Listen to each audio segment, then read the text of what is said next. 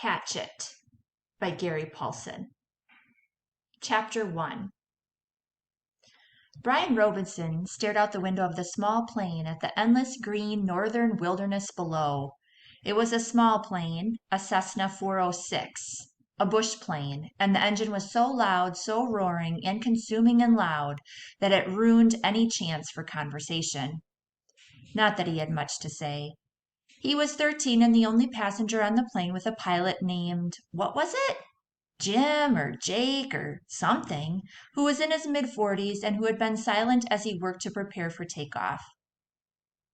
In feet since Brian had come to the small airport in Hampton, New York to meet the plane, driven by his mother, the pilot had spoken only 5 words to him. Get in the co-pilot's seat. Which Brian had done. They had taken off, and that was the last of the conversation.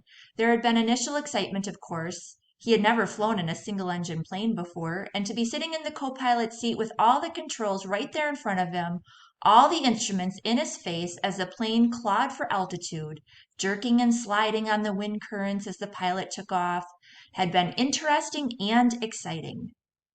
But in 5 minutes they had leveled off at 6,000 feet and headed northwest, and from then on the pilot had been silent, staring out the front, and the drone of the engine had been all that was left. The drone and the sea of green trees that lay before the plane's nose and flowed to the horizon, spread with lakes, swamps, and wandering streams and rivers. Now Brian sat looking out the window with the roar thundering through his ears and tried to catalog what had led up to his taking this flight.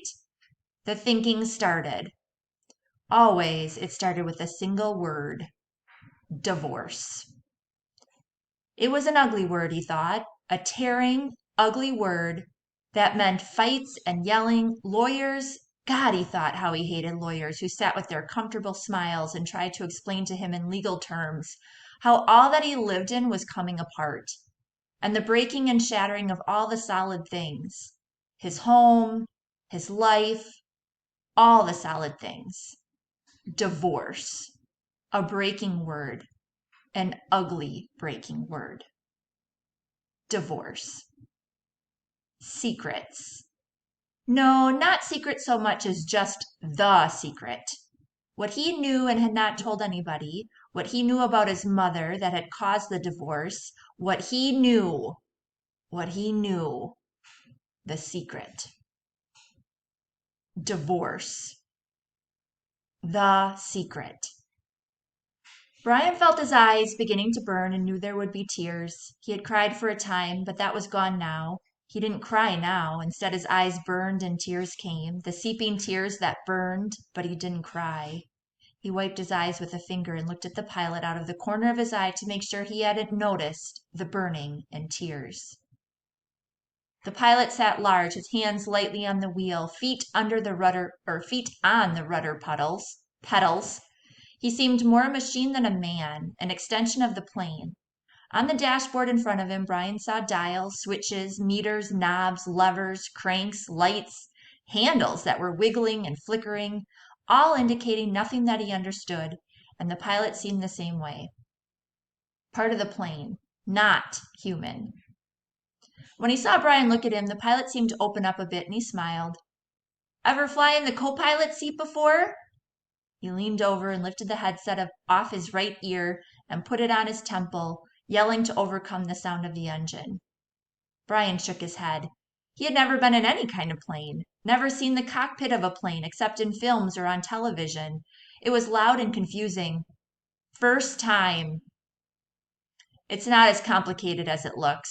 A good plane like this almost flies itself. The pilot shrugged. Makes my job easy. He took Brian's left arm. Here, put your hands on the controls, your feet on the rudder pedals, and I'll show you what I mean. Brian shook his head. I'd better not. Sure, try it. Brian reached out and took the wheel in a grip so tight his knuckles were white. He pushed his feet down on the pedals. The plane slewed suddenly to the right. Not so hard. Take her light, take her light. Brian eased off, relaxed his grip. The burning in his eyes was forgotten momentarily as the vibration of the plane came through the wheel and the pedals. It almost seemed alive. See? Pilot let go of his wheel, raised his hands in the air, and took his feet off the pedals to show Brian he was actually flying the plane alone. Simple. Now turn the wheel a little to the right and push on the right rudder pedal a small amount. Brian turned the wheel slightly and the plane immediately banked to the right, and when he pressed on the right rudder pedal, the nose slid across the horizon to the right. He left off on the pressure and straightened the wheel, and the plane righted itself. Now you can turn, bring her back to the left a little. Brian turned the wheel left, pushed on the left pedal, and the plane came back around. It's easy, he smiled. At least this part. The pilot nodded. All of flying is easy, just takes learning, like everything else. Like everything else. He took the controls back, then reached up and rubbed his left shoulder. Aches and pains. Must be getting old. Brian let go of the controls and moved his feet away from the pedals as the pilot put his hands on the wheel. Thank you.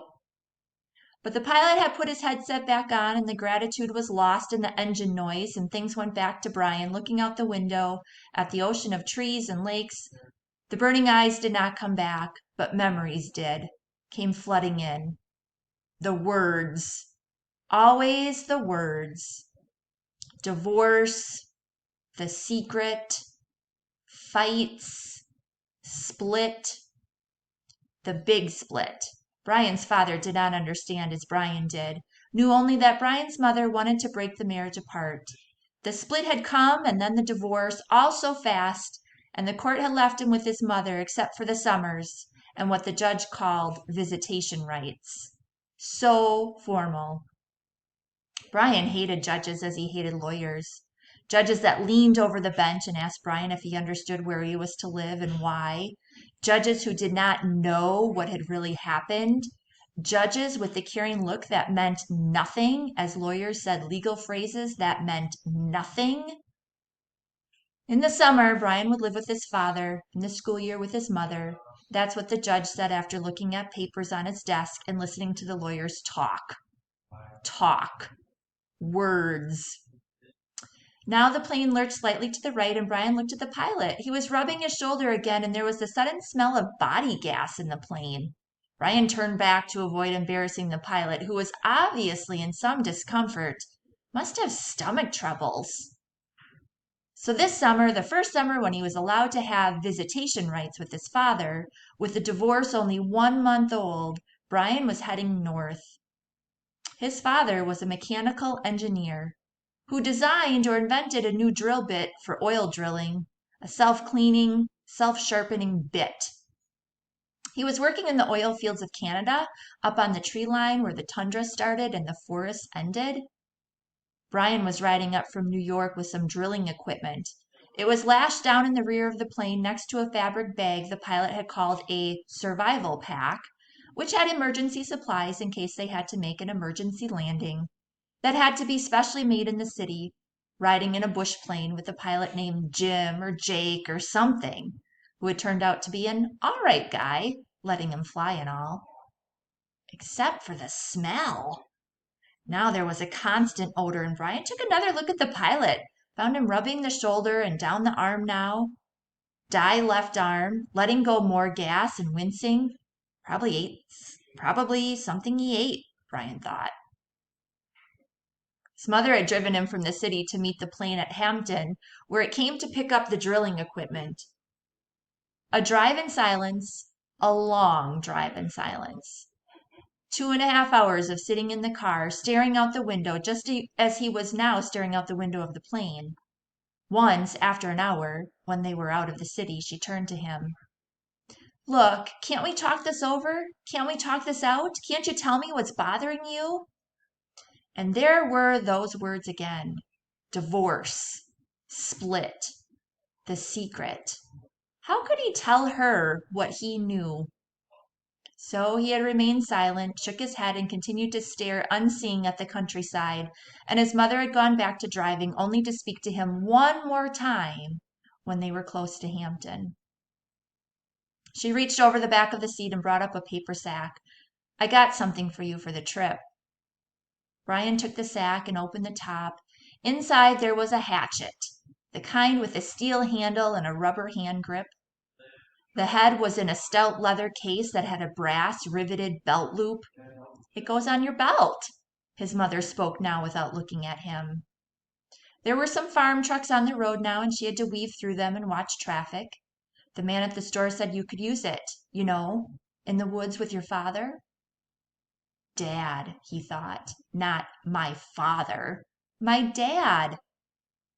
Thanks, it's really nice, but the words sounded hollow, even to Brian.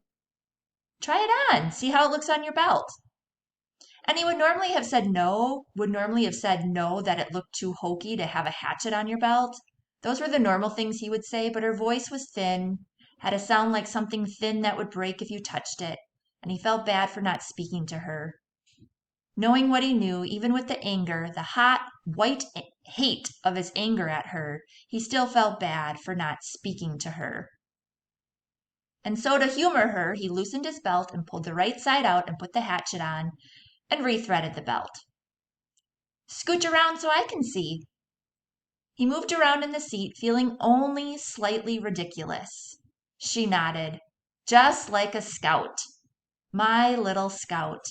And there was the tenderness in her voice that she had when he was small, the tenderness that she had when he was small and sick with a cold, and she put her hand on his forehead, and the burning came into his eyes again, and he had turned away from her and looked out the window, forgotten the hatchet on his belt, and so arrived at the plane with the hatchet still on his belt.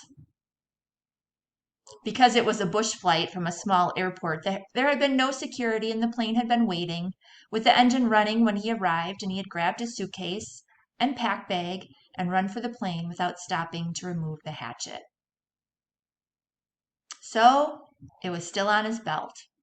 At first, he had been embarrassed, but the pilot had said nothing about it, and Brian forgot it as they took off and began flying. More smell now. Bad. Brian turned again to glance at the pilot, who had both hands on his stomach and was grimacing in pain, reaching for the left shoulder again as Brian watched. Don't know, kid. Pilot's words were a hiss, barely audible. Bad aches here, bad aches. Thought it was something I ate, but... He stopped as a fresh spasm of pain hit him. Even Brian could see how bad it was. The pain drove the pilot back into the seat. Back and down. I've never had anything like this. The pilot reached for the switch on his mic cord, his hand coming up in a small arc from his stomach, and he flipped the switch and said, This is Flight 46.